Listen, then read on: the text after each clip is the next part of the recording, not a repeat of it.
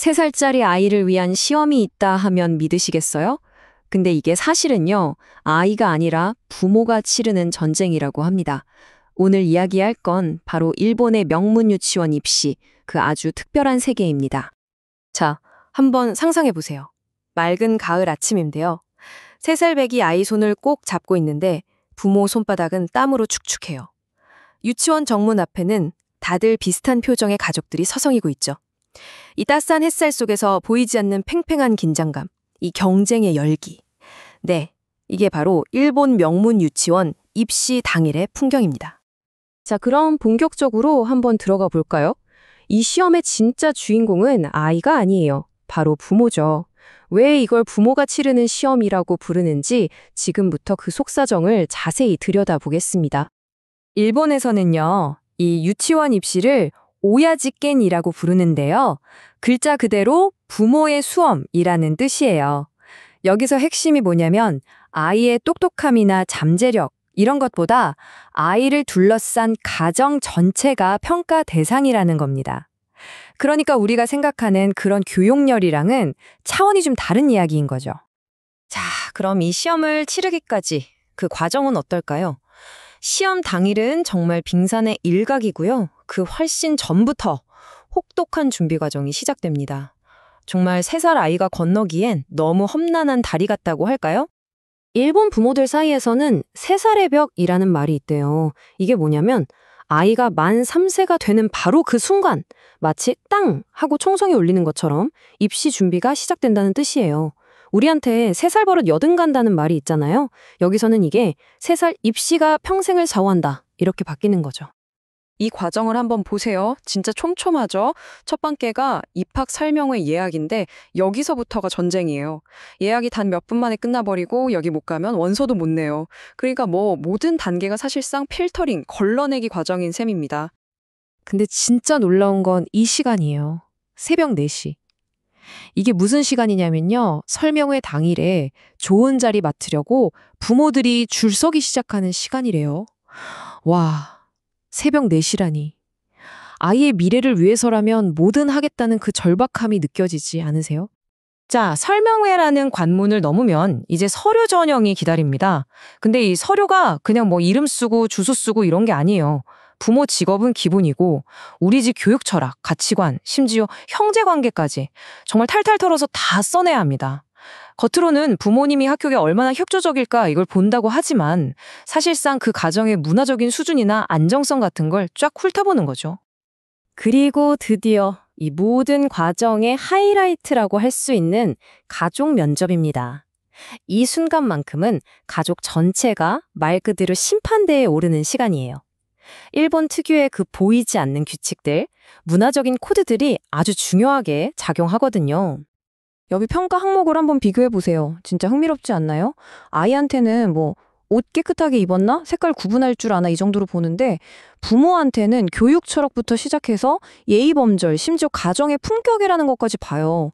평가의 무게중심이 완전히 부모 쪽으로 기울어져 있다는데 딱 보이죠. 특히 아이를 평가할 때 중요하게 보는 게 바로 이 마라는 개념이에요. 한자로는 사이간 잔자를 쓰는데 이게 뭐냐면 대화할 때의 그 적절한 타이밍, 리듬 같은 거예요. 선생님이 뭘 물어봤는데 애가 너무 성급하게 대답하거나 반대로 너무 쭈뼛거리면 이 아이는 공동체 생활에 좀 어울리기 어렵겠구나 이렇게 판단한다는 거죠. 아니 3살짜리한테 사회성의 리듬을 본다니 대단하죠. 그리고 이 과정에서 특히 어머니가 받는 압박은 정말 상상 이상이라고 합니다. 아이 교육에 엄마가 얼마나 시간을 쏟을 수 있냐, 이게 거의 핵심 평가 요소거든요. 그래서 면접 날에는 정말 완벽한 정장 차림에 차분한 말투, 헌신적인 엄마의 모습, 이 모든 걸 연출해야만 하는 거예요.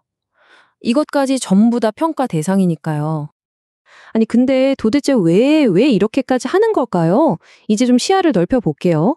이 유치원 입시라는 게 사실 일본 사회 전체의 구조랑 아주 깊게 연결되어 있습니다. 이 작은 유치원 문이요, 사실은 거대한 시스템으로 들어가는 입구인 셈이죠. 이 현상의 핵심을 보여주는 게 바로 이겁니다. 에스컬레이터 시스템. 말이 좀 재밌죠? 한번 명문 유치원이라는 에스컬레이터에 딱 올라타기만 하면 그 다음부터는 명문 초등학교, 중학교, 고등학교를 거쳐서 뭐 게이오 같은 일본 최고 명문대까지 그냥 쭉 올라가는 거예요. 그러니까 유치원 입학이 평생의 사회적 지위를 결정하는 첫 단추나 마찬가지인 거죠. 이 시스템은요, 사는 곳이랑도 아주 밀접하게 연결돼요. 추엔치쿠라고 해서 통학구역이 정해져 있거든요. 그래서 좋은 유치원 근처로 이사를 가야만 하는 거예요. 심지어 아이가 태어나기도 전에 그 동네로 이사하는 부모들도 많다고 해요. 결국 교육이 부동산 가격을 움직이고 사는 동네가 그 사람의 계층을 보여주는 그런 현상으로 이어지는 거죠. 자, 이런 수요가 있으니 당연히 이걸 가르쳐주는 시장도 있겠죠. 정말 거대한 산업이 형성되어 있어요. 아이한테는 바르게 앉는 법, 인사하는 법을 가르치고 부모한테는 뭘 가르치는지 아세요? 면접 볼 때 어떻게 웃어야 하는지, 인사할 때 허리는 몇 도로 굽혀야 하는지 이런 것까지 다 가르쳐준대요. 부모 면접 전문 학원까지 있을 정도라니까요. 자, 이제 마지막으로 이 현상 밑에 깔려있는 일본 사회의 더 깊은 속내를 들여다볼 시간입니다.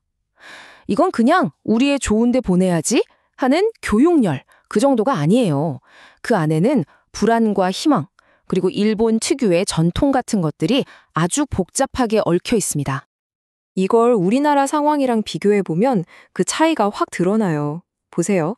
한국의 교육 경쟁은 뭐죠? 시험 잘 봐서 더 높은 곳으로 올라가려는 일종의 계층 상승을 위한 전쟁이잖아요. 근데 일본의 유치원 입시는 좀 달라요. 지금 내가 속한 계층을 유지하기 위한 시험에 가깝습니다. 그래서 성적보다는 질서나 공동체에 잘 적응하는지를 더 중요하게 보는 거고요. 그러니까 정리를 해보면요. 이 유치원 입시라는 작은 창문으로 일본 사회에 많은 것들이 보이는 거예요.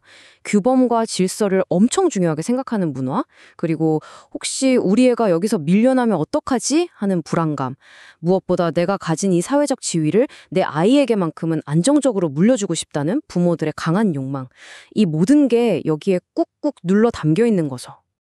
결국 이 모든 건 아이들을 위한 세상이라기보다는 어른들이 자신들을 위해 만든 세상이라고 할 수 있어요.